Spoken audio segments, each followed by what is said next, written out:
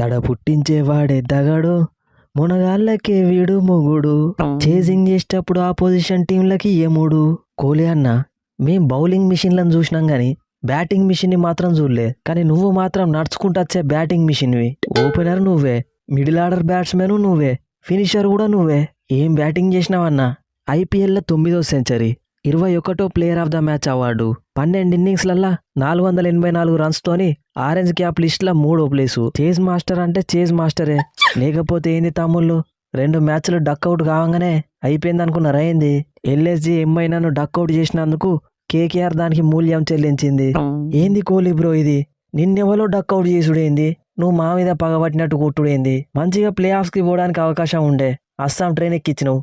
వాస్తవం చెప్పాలంటే రహానే బ్రో, మీరు ఎప్పుడో అస్సాం ట్రైన్ ఎక్కాలే. కానీ మీ లక్కు మంచిగా ఉండి లాస్ట్ 4 మ్యాచ్లు గెలిచి ఈ దాకా చిల్లు. ఎనీవే హ్యాపీ జర్నీ రహానే అన్న.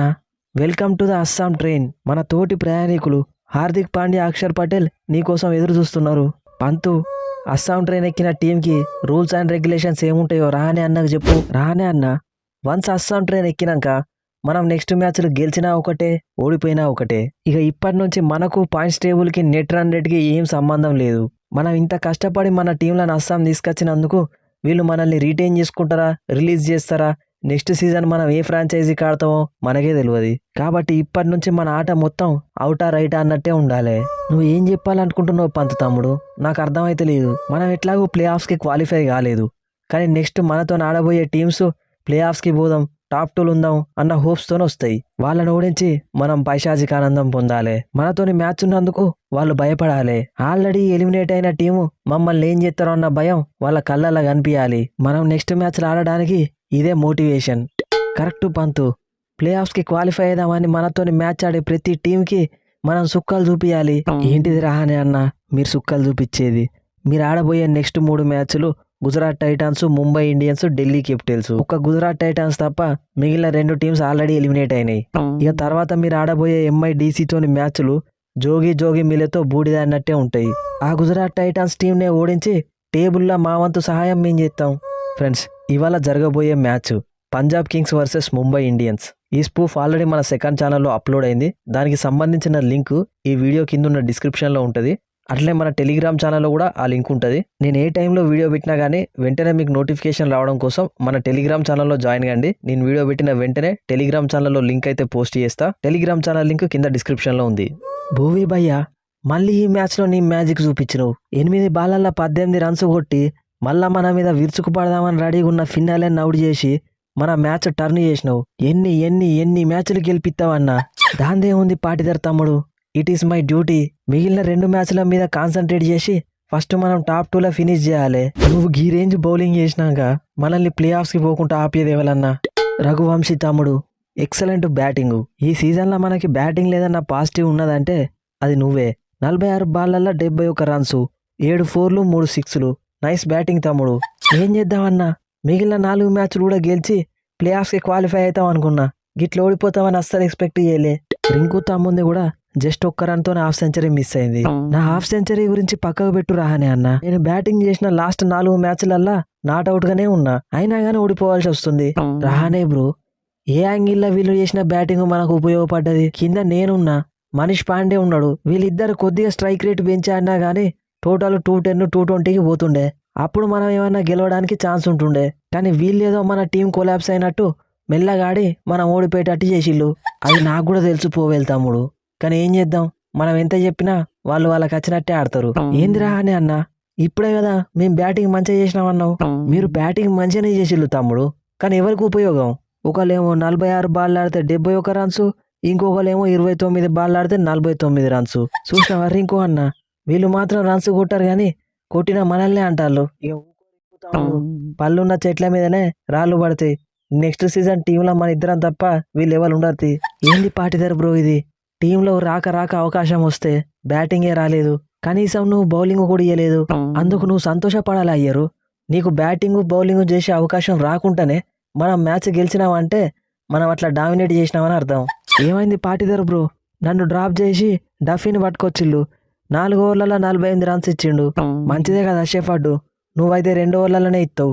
పాటిదర్ తమ్ముడు, అటు ఇటు చేసి మళ్ళా మనం టేబుల్ టాప్లోకి వచ్చినావు. మనం ఆడబోయే నెక్స్ట్ 2 మ్యాచ్లు కూడా అవే గేమ్స్, ఒకటి పంజాబ్ కింగ్స్తోని, ఇంకొకటి సన్ రైజర్స్ హైదరాబాద్తోని. ఈ 2 టీంలు కూడా కంప్లీట్గా బ్యాటింగ్ పిచ్చులు తయారు చేసుకుంటాయి. ఈ రెండిట్లలో మనం ఒక్కటి గెలిచినా కానీ మనం టాప్ 2లో ఉంటాం.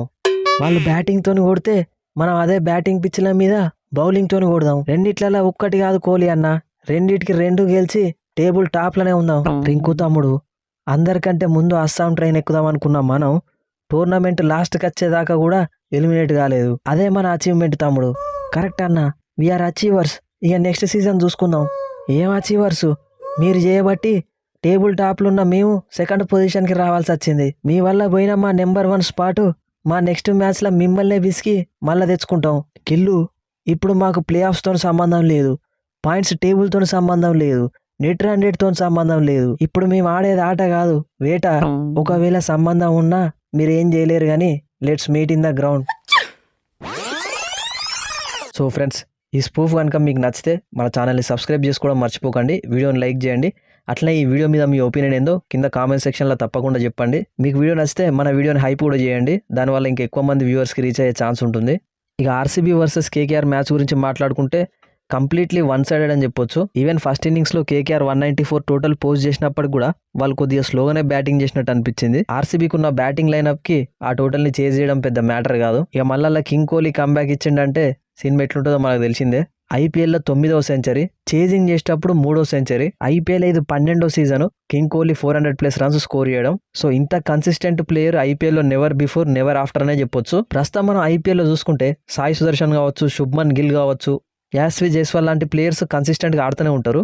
బట్ వాళ్ళు ఇట్లా కింగ్ కోహ్లీ లాగా 20 సంవత్సరాలు కన్సిస్టెంట్గా ఆడగలుగుతారా అంటే డౌటే అని చెప్పాలి. విరాట్ కోహ్లీ కనుక ఇంకొక 3 సీజన్లు ఐపీఎల్ ఆడితే ఆయన రికార్డులు బ్రేక్ చేయడం ఎవరి వల్ల అయ్యే పని కాదు. ఇక పాయింట్స్ టేబుల్ గురించి మాట్లాడుకుంటే ఆర్సీబీ ప్రస్తుతం ఫస్ట్ పొజిషన్లో ఉంది. నెట్ రన్ రేట్ కూడా అందరికంటే బాగుంది, +1. సో ఇక వాళ్ళు ప్లే ఆఫ్స్కి క్వాలిఫై అయిపోయారు.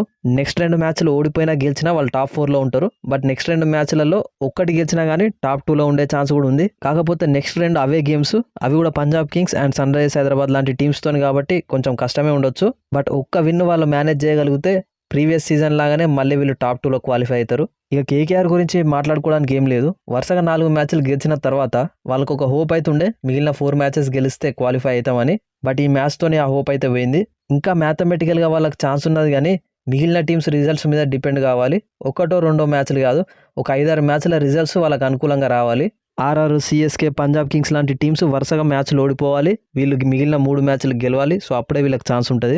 అఫీషియల్గా ఎలిమినేట్ అని పడకపోయినా కానీ కేకేఆర్ అండ్ డీసీ ఎలిమినేట్ అయిపోయినట్టే, ఆర్సీబీ అండ్ జీటీ క్వాలిఫై అయిపోయినట్టే. So SRH, PBKS, CSK and RR ఈ 4 టీంల మధ్యలో 2 స్పాట్స్ కోసం పోటీ అయితే ఉంటుంది. సో ఈ 4 టీంలలో ప్రస్తుతం ఆర్ఆర్ అయితే కొద్దిగా వీక్ అనిపిస్తుంది, మిగిలిన 3 టీమ్స్ కూడా మంచి ఫామ్లో ఉన్నాయి. సో మీరే 2 టీమ్స్ క్వాలిఫై అయితే అనుకుంటున్నారో కింద కామెంట్ సెక్షన్లో చెప్పండి. నెక్స్ట్ వీడియోలో మళ్ళీ కలుద్దాం. Thanks for your love and support.